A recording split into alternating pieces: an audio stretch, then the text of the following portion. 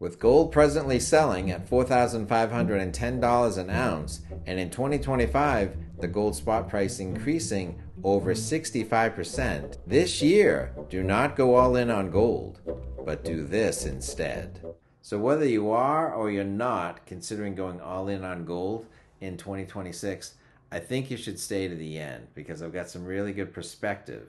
So who am I to say whether you should go all in on gold? Well, I'll just say this. There's gold in our household that is so old that when it was acquired, it had Roman numerals as the date. Then we have other gold in our household that is so old that when other people were turning in their gold to Franklin Roosevelt, Grandma's sister hid hers in plain sight by putting the gold coins on a charm bracelet. And since 2019, I've bought gold from about 6 different countries and everything from gold grams to 1 ounce gold coins. Most of them American gold eagles. So it's really kind of just my perspective and my preference, but I think it has some weight. So just as the new year started, I asked my audience, the gold spot price was starting 2026 at $4,300 an ounce, while silver's price was starting at $71. So for 2026, what would you like to do the most? Add more ounces of gold came in at 34%, add more ounces of silver came in at 53%, and add more savings in dollars came in at 5%. I'd like to thank my channel sponsor, Summit Metals. I'm looking forward to 2026 adding more silver and gold to my stack, and Summit Metals is my preferred source, is going to be a key part of that. So Summit Metals hooked me up with some of these wallets where you can hold fractional gold, and we did a drawing, and congratulations to Victor Xavier. You are now the owner of a Summit Metals wallet that I will mail to a U.S. mailing address at no expense to you, gold not included.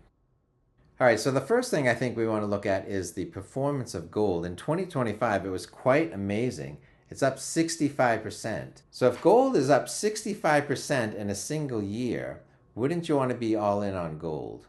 Well, did you know that silver is up 147%? So should you stack gold in 2026 or silver in 2026? Why not both? So the other thing to consider is what size gold should you get? And does the size gold that people buy kind of reflect on whether people go all in on gold at once or whether maybe there's a different way of purchasing gold? So based on what the U.S. Mint makes, the U.S. Mint has gold eagles in multiple sizes, 1/10, 1/4, 1/2, and full ounce gold eagles. Whereas the American gold buying public, not all in on gold, but they do something else. So looking at mintages, not the weight of each size, but kind of almost like market share by coin size. In 2025, if you combined all the U.S. Mint gold coins that are either 1/4 ounce gold eagles or 1/2 ounce bullion eagles, you would get 19% of all the coins that they made.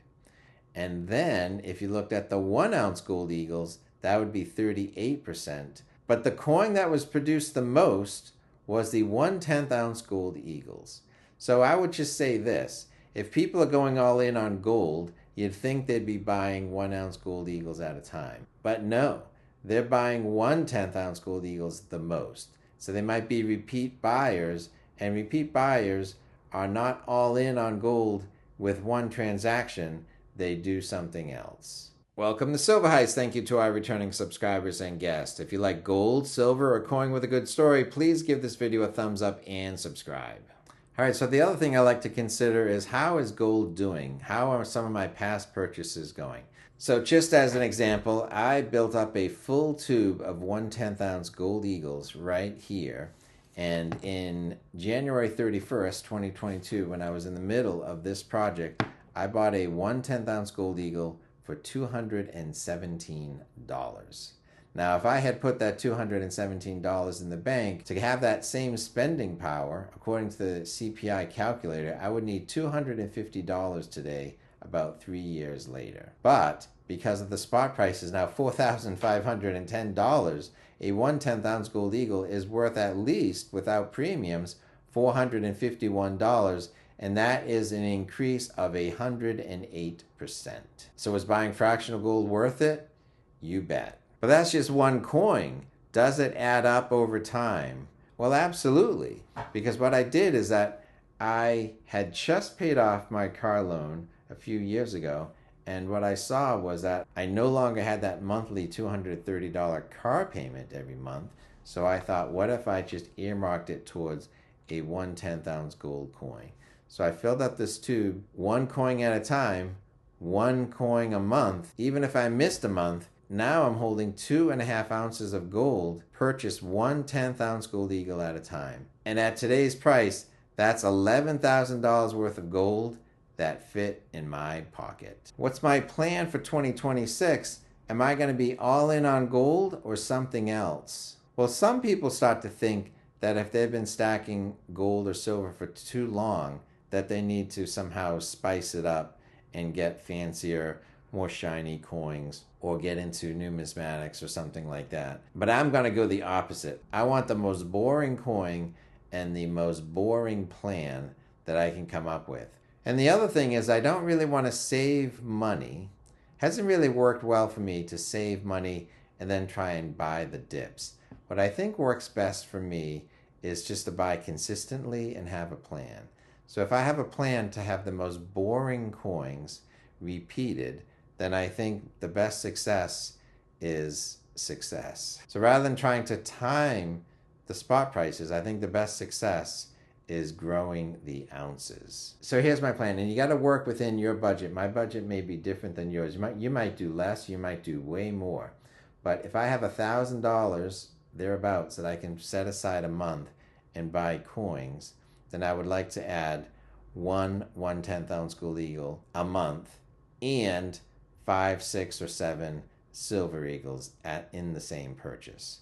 So what I found is that Summit Metals has sort of a subscription plan or sort of like a standing order. So if I go into my account and put in a standing order and say I want one 1/10 ounce gold eagle a month and I want like say 6 silver eagles a month. That way I'm not trying to time the market and I'm not getting overly emotional about whether the spot price is rising or falling. I tell you, the other day I got maybe a little emotional and I bought three silver eagles when spot was like $82 an ounce. And so it's like $79.50 an ounce now because silver is so volatile. It could go up $4 or $5 in a day and then it could go back down $4 the next day. I believe we're up for some more increases in the spot price of silver, but I think we're also in for some serious volatility over the next window of time. So all the more reason to just sort of lock in a plan and stick to the plan. So in 2026, I think the best plan is to make a plan and stick to the plan. So in 2026, should you be all in on gold? I say no, do this instead. Don't go all in on gold financially, but go all in on gold mentally. Have a simple plan and stick to the plan. Please give this video a thumbs up. Thanks for watching.